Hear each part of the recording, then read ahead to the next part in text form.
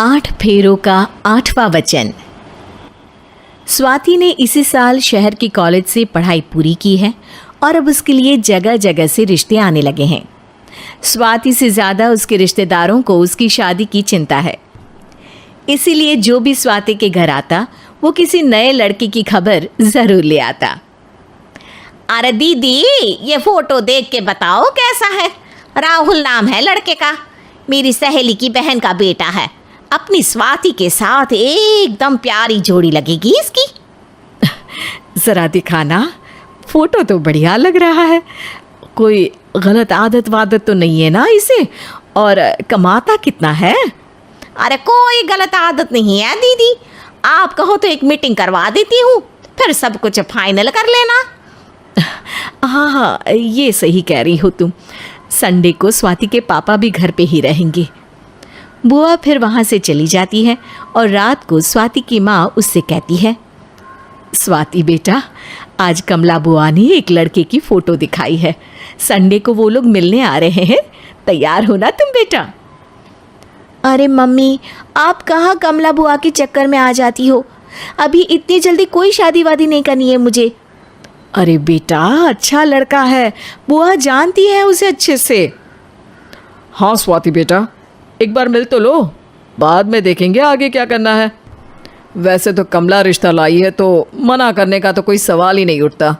Sunday की सुबह होती है और कमला बुआ राहुल और उसके मम्मी पापा को लेकर स्वाति के घर आती है। अरे आइए आइए भाभी, इसे अपना ही घर समझिए, इनसे मिलिए। ये मेरे भैया और ये मेरी भाभी हैं। नमस्ते भाभी जी, ये है हमारा लड़का राहुल, सरकारी नौकरी की तैयारी कर रहा है ये। वैसे आपकी बेटी कहाँ है? अरे स्वाति बेटा, बाहर आ जाओ। वैसे कितनी पढ़ाई की है स्वाति ने? जी, पोस्ट ग्रेजुएट है हमारी बेटी साइंस में। ये सब तो ठीक है, पर घर संभालना जानती है या नहीं? हमें कौन सी इससे नौकरी करवानी है, नौकरी तो मेरा बेटा करेगा ही। पर मैंने इतनी पढ़ाई की है और आप चाहती हैं कि मैं घर पर ही बैठी रहूं? अरे स्वाति बेटा, ये बड़ों की बात में तुम कहाँ बोल पड़ी? हम सब देख लेंगे क्या करना है क्या नहीं।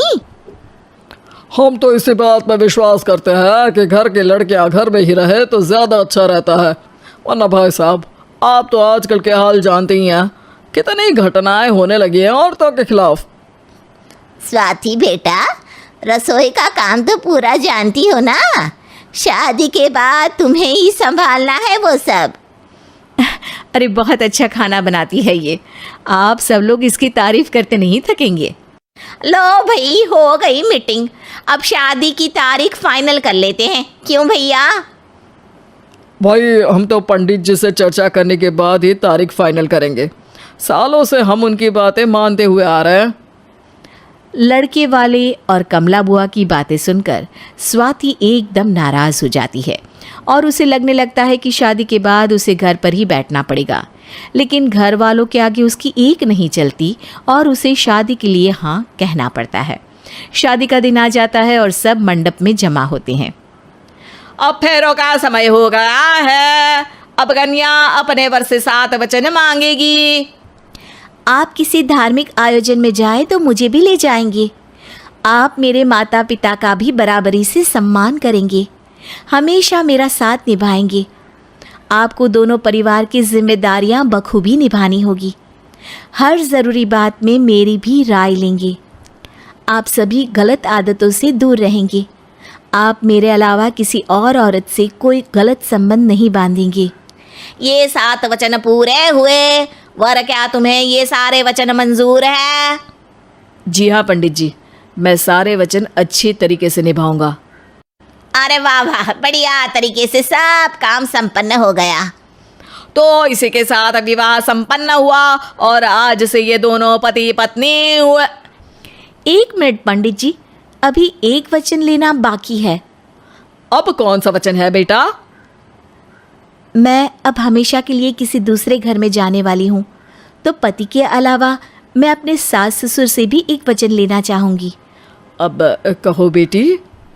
मैं ये चाहती हूँ कि मुझ पर किसी बात की कोई पाबंदी नहीं लगाई जाएगी।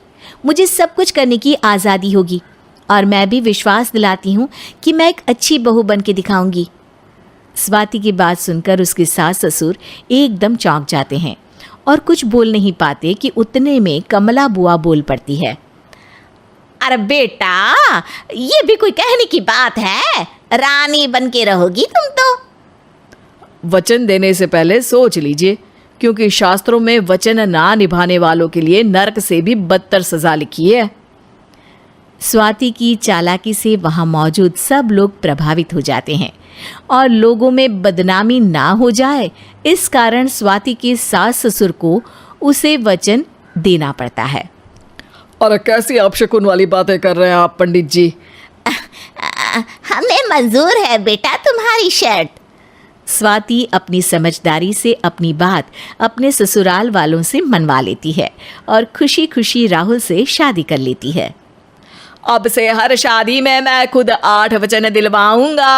ओम मंगलम मंगलम मंगलम।